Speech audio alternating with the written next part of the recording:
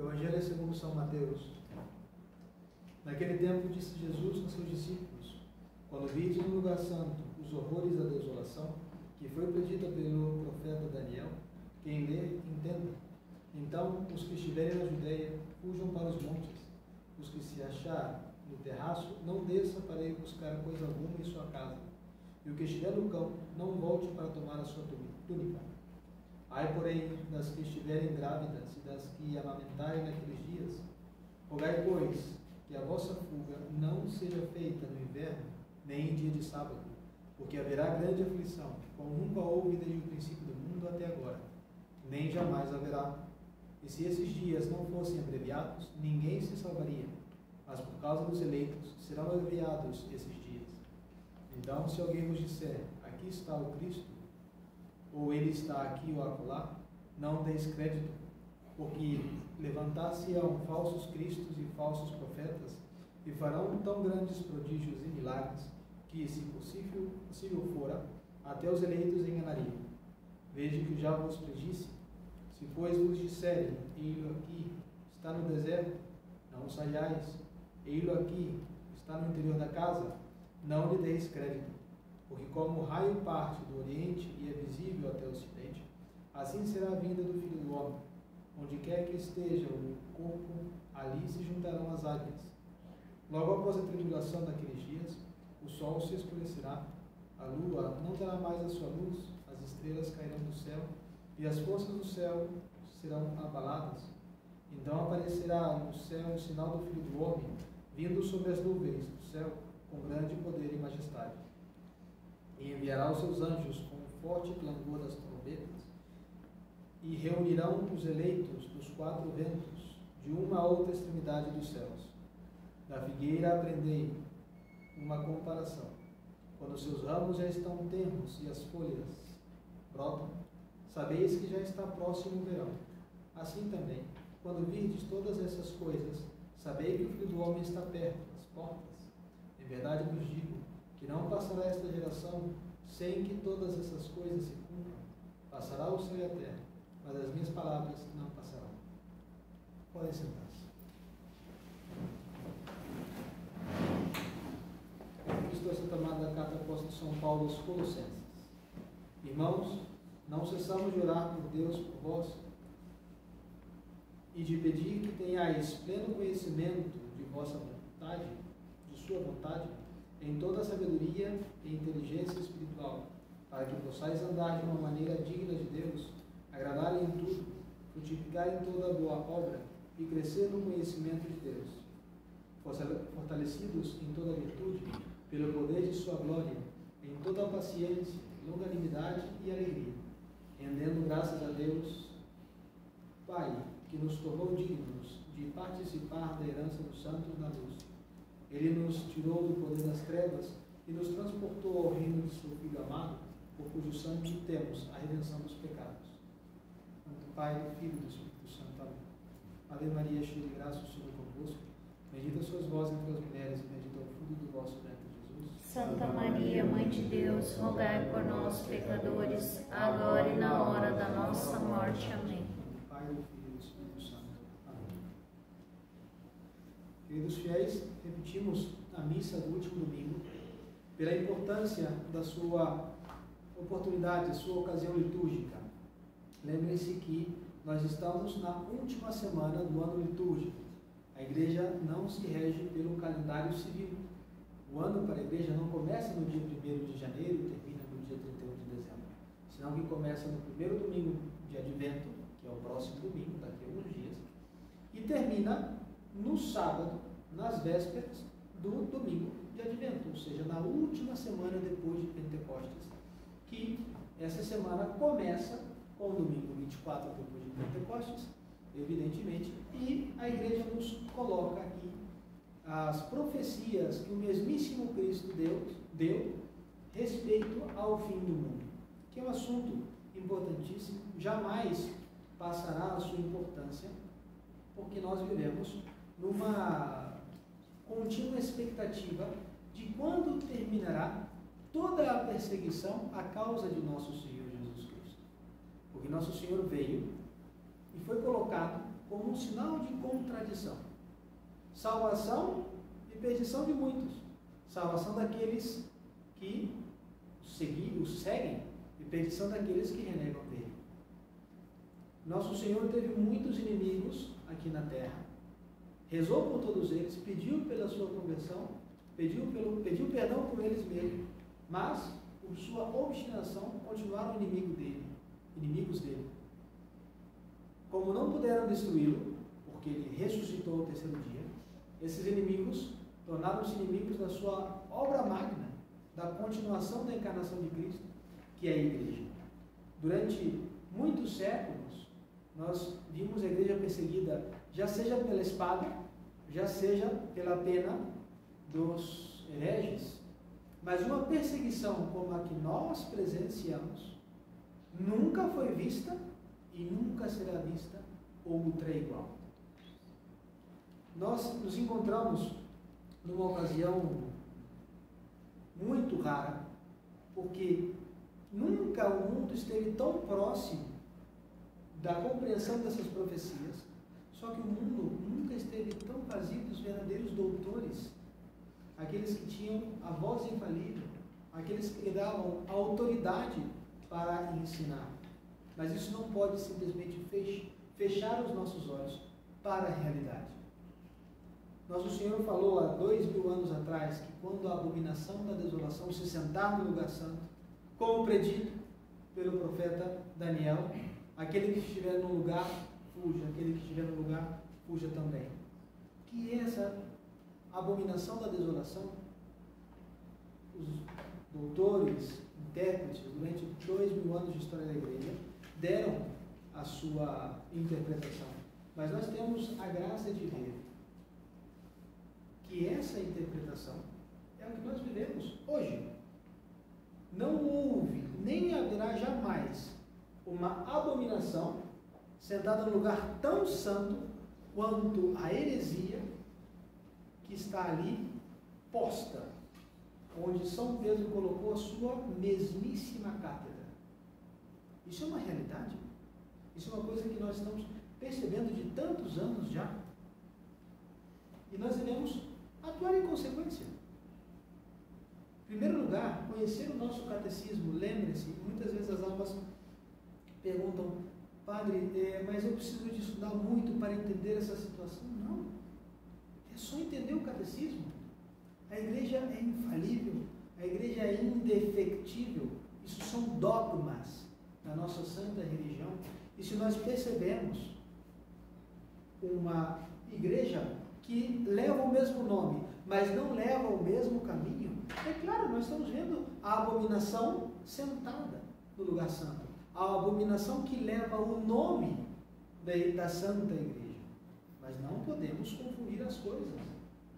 Vejam, há uns dias eu tive uma conversa com algumas pessoas que estavam com dúvidas a respeito à posição de rechaço total, de rejeição total ao Concílio Vaticano II.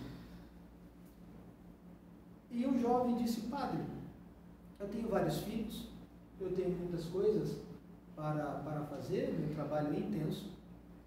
Se é Papa ou não é Papa, pouco me importa. Eu continuo a minha vida indo na missa, Fraternidade São Pio X, como me confesso e levo meus filhos. Eu consigo entender a mentalidade dessa pessoa. Está errado? Sim, mas eu consigo entender o que passa na cabeça dessa pessoa. Mas saibam que para Deus seria a mesma coisa que a esposa desse homem dissesse o seguinte: bom, eu tenho muitos filhos, preciso do mantimento da minha casa, mas se o homem que entrar pela porta da minha casa não for o meu marido, mas trouxer as coisas necessárias para casa, está tudo bem. As crianças riem disso, porque é uma coisa evidentemente errada. Se a mãe dissesse: você agora, eu não te conheço, mas trouxe o arroz e o feijão, então não tem problema, pode entrar. É exatamente a mesma situação. Melhor dito, é muito pior aceitar como Cristo na terra aquele que leva as almas à possessão do demônio. Pachamama é o demônio. Buda é o demônio. Isso não dizendo, é o Salmo 95, os deuses dos gentios, os deuses dos pagãos são demônios. Salmo 95. Então, os deuses ali, dos indígenas, daquela região ali da Argentina, que tem a Pachamama, é um diabo, é um demônio. Buda é um demônio. Shiva é um demônio. Então, todas essas coisas são uma abominação desoladora. Isso nos deixa muito tristes e devemos fugir. Não devemos participar desse ambiente. E onde nós vemos esse ambiente? Naquelas igrejas que têm a total adesão a essa abominação, as igrejas paroquiais, onde os sacerdotes do Concílio Vaticano II pregam uma doutrina totalmente contrária à doutrina de Cristo, longe do que pretendia nosso Senhor. Alguns vão ter algumas coisas boas, porque lembre-se que a mentira, ela não convence sozinha. O erro precisa misturar-se com a verdade para ser crível. Então é claro que vai ter alguma coisinha boa, mas nós não podemos ceder a essa parte boa por uma necessidade pessoal e engolir a parte ruim. Porque a nossa fidelidade para com Deus não deve ser uma coisa quantitativa. Eu sempre comparo com a fidelidade de um matrimônio. Se o homem dissesse, eu serei fiel à minha esposa 364 dias do ano, mas um dia eu vou tomar de folga, ele não está sendo fiel. Mesmo que um dia. É muito menos que 364. Não por uma coisa boa que escutemos, vamos estar ali dentro de um lugar onde prega-se a abominação da desolação. Nem mesmo naquelas congregações que, com a intenção de rejeitar os erros do Concílio Vaticano II, servem como uma muleta muito grande. Não gostam da guitarra? Não gostam do padre vestido de palhaço? Tem aquela comunidade ali. Eles celebram a missa de sempre, cantam cantos gregorianos, mas no final das contas estão na mesma situação. Quem estiver no terraço, não desça para pegar o seu casaco. Fujam, vão embora. É uma abominação da desolação sentada no lugar. E como nós devemos fugir disso, muitas vezes nos encontramos dentro de casa, num domingo, por exemplo, tendo que santificar. Por quê? Nós simplesmente não podemos relaxar a nossa vida sobrenatural. Eu não tenho missa, então eu não faço nada. Evidentemente não. Agora, um exemplo tomado da vida cotidiana e da modernidade. Estando eu na cidade de Marília, eu fui convidado para almoçar com uma família, e o pai dessa família, ele é um juiz da área previdenciária, conversamos muito, uma pessoa de muito boa conversa, e ele faz home office, famoso trabalho em casa, que é um privilégio. Mas para ele se manter nesse privilégio, ele tem que render 10% a mais do que ele renderia no presencial. Então vejam só, para que ele tenha esse privilégio de rezar desde casa, ele tem que render 10% a mais.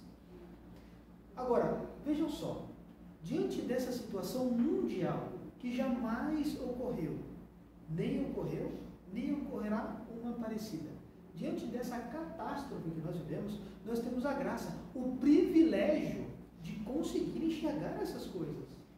Porque tem pessoas que nós demonstramos que A mais B é igual a C, e as pessoas se fecham à verdade. Demonstramos, a igreja deve levar à santidade. A igreja não pode falhar em seu rito, não pode falhar em seus costumes, em sua moral. As pessoas se fecham. E nós temos essa graça de ter percebido isso. Mas estamos fechados dentro de casa, muitas vezes, no domingo, sem ter a Santa Missa. Pois devemos render 10% a mais.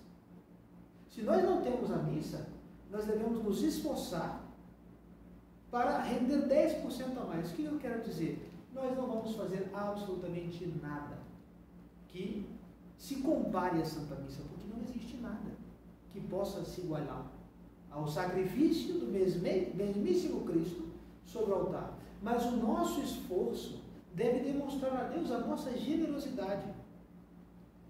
A rotina de um padre de manhã é levantar cedo, fazer as suas orações e preparar o sermão.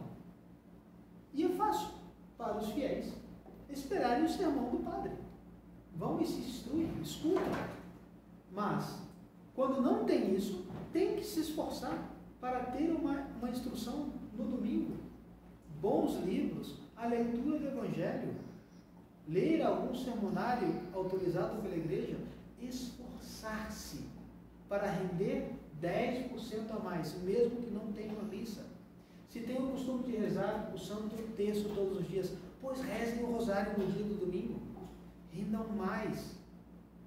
Porque assim nós mostramos a Deus que, se bem nós estamos nessa situação triste, que é claro que é triste, e nós somos generosos a esse privilégio de perceber essa situação, e rendemos mais.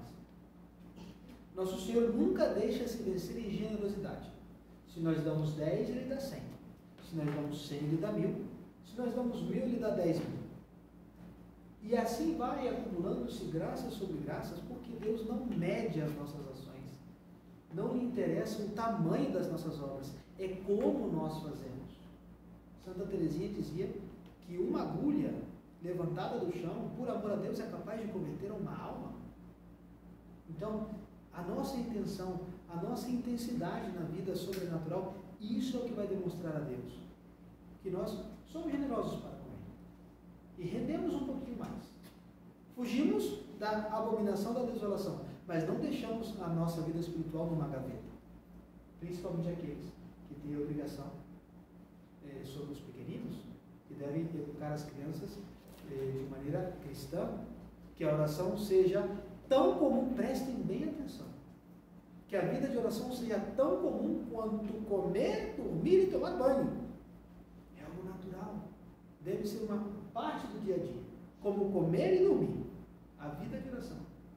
E assim nós provamos a Deus que somos generosos para com Ele. Que a Santíssima Virgem Maria, que é a arca da salvação nesses tempos, nos ajude a vencer essa situação. Porque eu digo que a Santíssima Virgem é a arca da salvação pelo Santo Rosário, pelo Santo Terço. A última aparição aprovada pela Igreja da Santíssima Virgem Maria foi a aparição de Fátima. Ali, entre outras coisas, ela pediu a reparação pelos pecados cometidos. A reparação para evitar que tantas almas caiam no inferno, caiam na eternidade desgraçada. E vejam só, lembrem-se, os pastorinhos tinham a facilidade da missa. Moravam na frente da igreja. E Nossa Senhora poderia ter pedido comunhões em reparação, missas em reparação, adorações ao Santíssimo, porque eles poderiam dar. Mas não pediu. Pediu o Santo Terço. Isso eu tenho certeza que foi uma mensagem para os nossos tempos. Imaginem, se tivéssemos que fazer adoração ao Santíssimo para cumprir a mensagem de Fátima, quem poderia fazer isso no mundo? Pouquíssimos. Mas quem não pode alcançar no seu próprio bolso um terço e rezar devotamente a Santíssima Virgem Maria? Quem não pode fazer isso? Somente quem estiver em coma de corpo ou de alma. Então rezemos o Santo Terço com devoção, que se nós rezamos a Santíssima Virgem Maria, seremos atendidos e alcançaremos a salvação das nossas almas, que é o fim absoluto da nossa existência. Ave Maria Puríssima. Sem pecado concebida. Pai, do Filho